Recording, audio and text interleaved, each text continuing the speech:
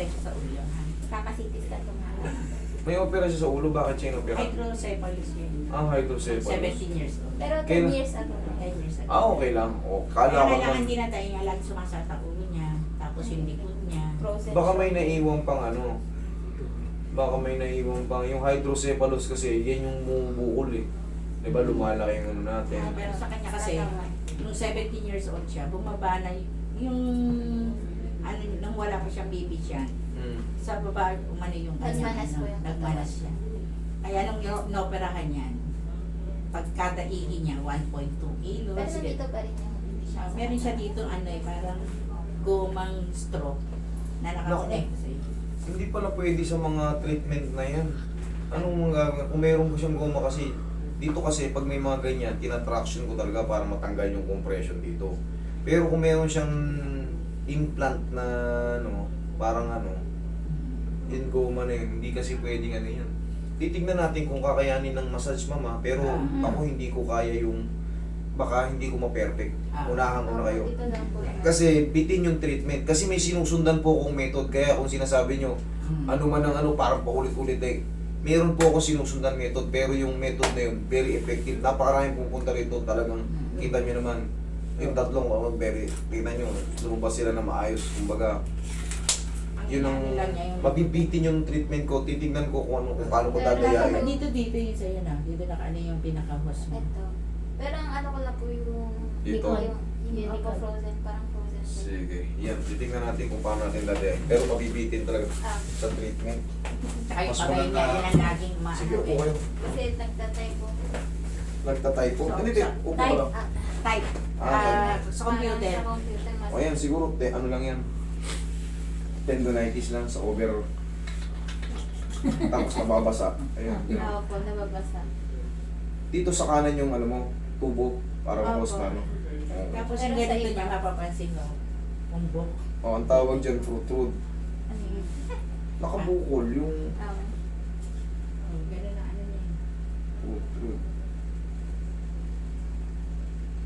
Oh, hindi naman pala frozen. Masakit po eh. Okay, yan pwedeng dayain yan. Ayan. Kasi pag frozen talagang inaano ko yung dito ko nire-release yan. Kasi based sa tinuro sa akin, dito talaga ang compression yan. Pag may compression dito, may nagkakaroon talaga ng hawaan dito, nagkakaroon ng pain sa ano. Diyan ang tracing talaga yan. Pero yan, hindi naman wala frozen. Perfecto sana natin ng kahit ganyan ka, masakit siya. Parang ngalay. Okay.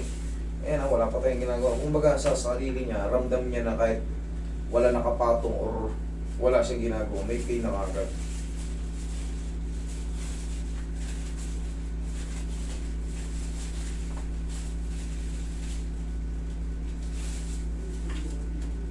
Buti na perfect yung ano.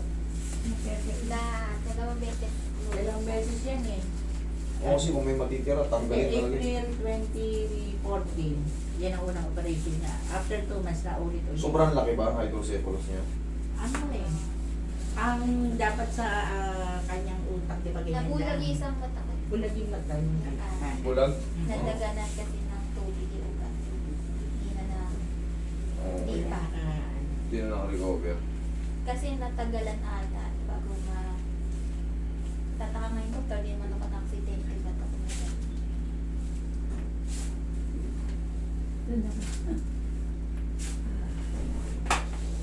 Pwede natin na, hindi natin palalapain.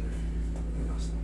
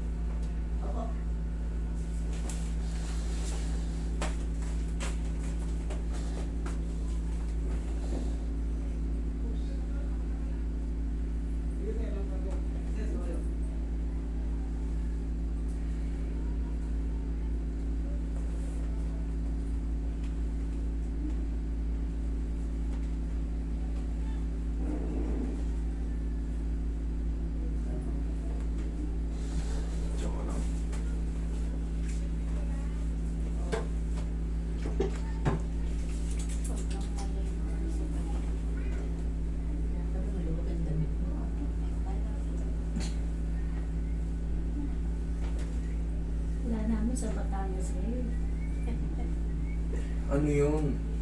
Yung mga expedition ko ron, Pero na ano ko rin master sa Batangas, ano? wala akong pwesto ron. May ano lang ako ron, naiimbitahan, pupunta ako sa lugar nila. Ganon. Pero wala akong ano po sa Batangas. Wala akong pwesto. Kahit sa Batangas mo, susuburin ka rin. Oh. Ma'am, Nagkaligaw-ligaw. saan ba kayo galing? Kami galing Bukawi. Bulak ng bulak. Nagkaligaw-ligaw kayo. Ako ata nakausap niyo eh. Oo. Di ba sabi ko nasa SM ko na kayo? Oo. Dadaanan nyo na yung paro eh. Kaya nga. Hindi, galing ka ba? SM ko na kayo. Check nyo ngayon kung ano, kung magana. Hindi kasi pwedeng traction yun eh. Hindi na siya pwedeng gano'n eh. Yun lang, mga gano'n. Sa paa, hindi. Sa paa, ano mayroon sa paa? Hindi ba nangangali pa ako? Okay naman. Sa paa. Nakarami yan. Ito yung isa kamay ko talaga. Yung mahirap at masakit. Dito yan. Ayun, sige, massage natin yung dito mo. Ayun na madalas niya kanina. Yung ganyan. Pero ngayon, wala. Wala pong masyado. Oh, wala pala eh. Akala ko. Hindi, pero ang tracing nito dito talaga. Katulad yan, pag may sumoblade dyan mo, pag ganun yan sa... Kumbaga sa sinugit konektado yun. Mm. Pero ito, Minhawa. Okay. Ganda lagot to kanina. Okay yun. Kasi hindi, sabi ko nga sa inyo, dadayain lang natin yun, kulang yung method kasi hindi pwedeng mahatak yung tubo niya yan. Oo. Tinatraction ko talaga yun sa totoo lang yung tinatawag ng general alignment. Delikado yun. mahirap. Baka mahugot yun, umadjust ng konti, mag-bleeding siya sa loob. Eh, hindi ko tataya yung buhay niya. Kaya nga na-operahan uli yan. Ano eh. Kaya nga, Nagpali pagka yung nangyari baby ulit, siya. another operation na naman, Roy, pahinga mo, Roy.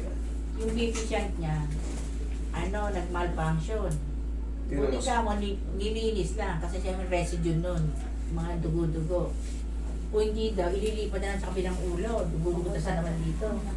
Dati na nga yun, naka-isang butas lang. Ganda Sige. na. Hirap mo lang.